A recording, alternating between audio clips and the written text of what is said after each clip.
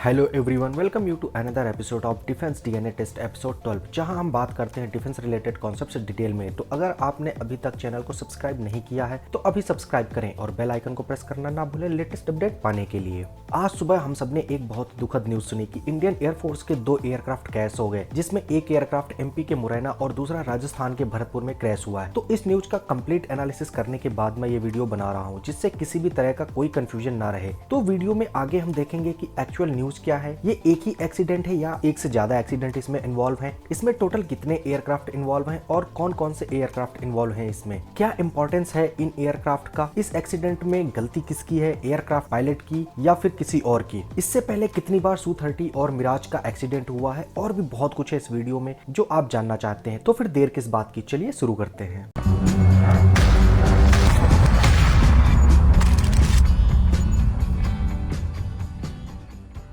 आपको बता दें कि 28 जनवरी 2023 को न्यूज एजेंसीज के अनुसार 2 अलग अलग एक्सीडेंट हुए हैं, जिनमें एक ग्वालियर के मुरैना में और दूसरा भरतपुर में हुआ है। भरतपुर में जो एक्सीडेंट हुआ है उसमें एक चार्टर्ड एयरक्राफ्ट इन्वॉल्व है, जो कि प्राइवेट कंपनी का है। ये एयरक्राफ्ट अक्सर टूरिस्ट को घुमाने के लिए या फिर कार्गो को शिफ्ट करने के लिए रूटीन फ्लाइंग करते रहते हैं। वहीं दूसरी तरफ जो एक्सीडेंट हुआ है उसमें इंडियन एयरफोर्स के 2 एयरक्राफ्ट इन्वॉल्व हैं। 28 जनवरी 2023 को सुबह 10:30 बजे इंडियन एयरफोर्स के 2 लड़ाकू विमान सुखोई 30 और मिराज 2000 आपस में टकराने की वजह से दुर्घटनाग्रस्त हो गए हैं, जिससे ये एयरक्राफ्ट ग्वालियर के मुरैना में क्रैश हो गए हैं। एयरक्राफ्ट के इस तरह के आपस में टकराने को मिड एयर कोलिजन कहते हैं। फाइटर जेट सुखोई 30 और मिराज 2000 के क्रैश होने से इसमें शामिल 3 पायलटों में से एक पायलट शहीद हो गए हैं, जबकि 2 पायलट अपनी जान बचाने में कामयाब रहे हैं, मगर दोनों ही पायलट चोटिल हो गए हैं। जो पायलट शहीद हुए हैं उनका नाम विंग कमांडर हनुमंत राव सारथी बताया जा रहा है और ये मिराज 2000 के पायलट हैं। जानकारी के मुताबिक दुर्घटना के दौरान सुखोई 30 में 2 पायलट थे, जबकि मिराज 2000 में 1 पायलट था, जिसके बाद सूचना मिलते ही एयरफोर्स ने सर्च एंड रेस्क्यू हेलीकॉप्टर के जरिए घटना स्थल पर पहुंचकर दोनों पायलटों का रेस्क्यू किया है। ऐसा माना जा रहा है कि दोनों एयरक्राफ्ट डेली रूटीन एक्सरसाइज के दौरान हवा में टकरा गए। दोनों विमानों ने मध्य प्रदेश के ग्वालियर हवाई ठिकाने से ही उड़ान भरी थी, जहां अभ्यास चल रहा था। ग्वालियर में इंडियन एयरफोर्स का टैग डी स्क्वाड्रन है। टैग डी का मतलब होता है tactics air combat development establishment. Tag D में इंडिया के जो बेस्ट पायलट होते हैं उनकी पोस्टिंग की जाती है,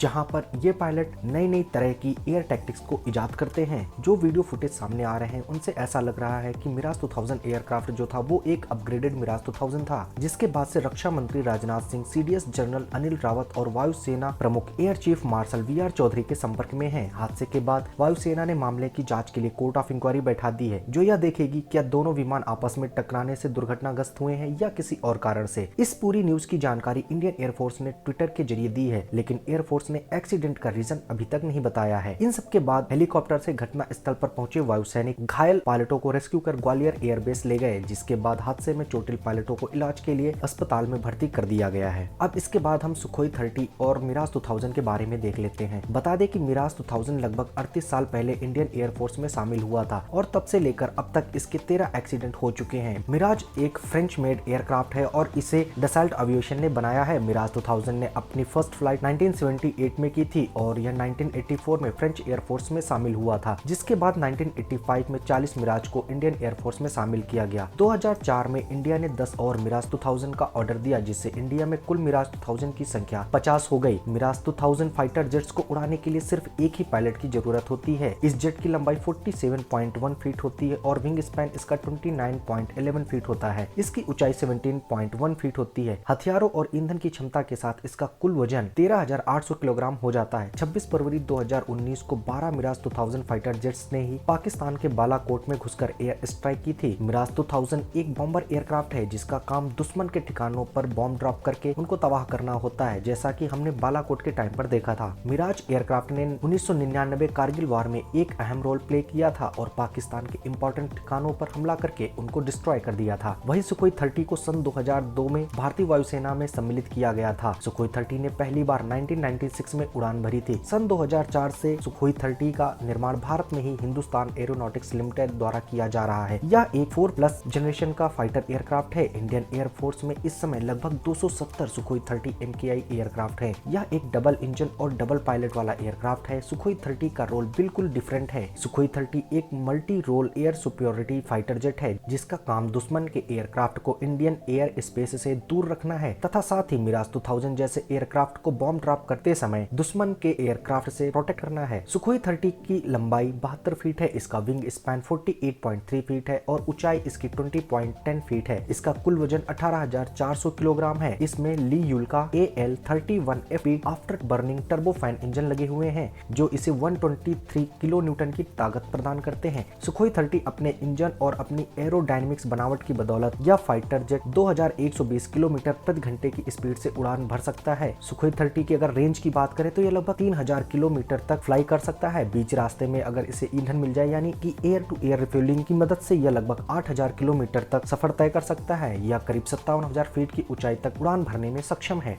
अब अगर हम एयरक्राफ्ट एक्सीडेंट की संभावित रीजन की बात करें तो इसमें दो तरह के रीजन हो सकते हैं, एक तो ह्यूमन एरर और दूसरा इंस्ट्रूमेंट एरर। तो अगर हम ह्यूमन एरर की बात करें तो इसमें भी दो रीजन हो सकते हैं, पहला ये कि एयर ट्रैफिक कंट्रोलर की गलती से और दूसरा पायलट की गलती से। असली रीजन क्या है इसका पता तो ब्लैक बॉक्स की जांच करने के बाद ही पता चलेगा। ब्लैक बॉक्स क्या होता है वो मैं आपको बता देता हूँ। ब्लैक बॉक्स का नाम सुनकर ऐसा लग रहा होगा कि ये ब्लैक होता है, लेकिन ऐसा नहीं है। ये ऑरेंज कलर का होता है और इसमें बेसिकली एक रिकॉर्डिंग डिवाइस लगी होती है जिसमें कि पायलट यानी एयरक्राफ्ट और ग्राउंड कंट्रोल स्टेशन यानी कि एयर ट्रैफिक कंट्रोल स्टेशन के बीच में जो भी बातें होती हैं उन सब की रिकॉर्डिंग होती है। ये बॉक्स एक ऐसे मटेरियल से बना होता है जो कि आग लगने से भी डिस्ट्रॉय नहीं होता है। आपको बता दें कि मिराज का लॉस ज्यादा बड़ा है सुखोई 30 के कंपेयर में, क्योंकि मिराज एयरक्राफ्ट को हमें फ्रेंच से खरीदना पड़ता है और मिराज का प्रोडक्शन भी अब बंद हो चुका है, जबकि सुखोई 30 को हम इंडिया में ही डेवलप कर लेते हैं। पाकिस्तान भी मिराज 3 और मिराज 5 को ऑपरेट करता है, लेकिन पाकिस्तान की मिराज लगभग 60 साल पुराने हैं। तो उम्मीद करता हूँ कि आपको सारी न्यूज और उसका एनालिसिस अच्छे से समझ में आ गया होगा। तो फिर चैनल को सब्सक्राइब कर लें और बेल आइकन को प्रेस कर दें लेटेस्ट अपडेट पाने के लिए। मिलते हैं अगले वीडियो में, तब तक के लिए जय हिंद जय भारत।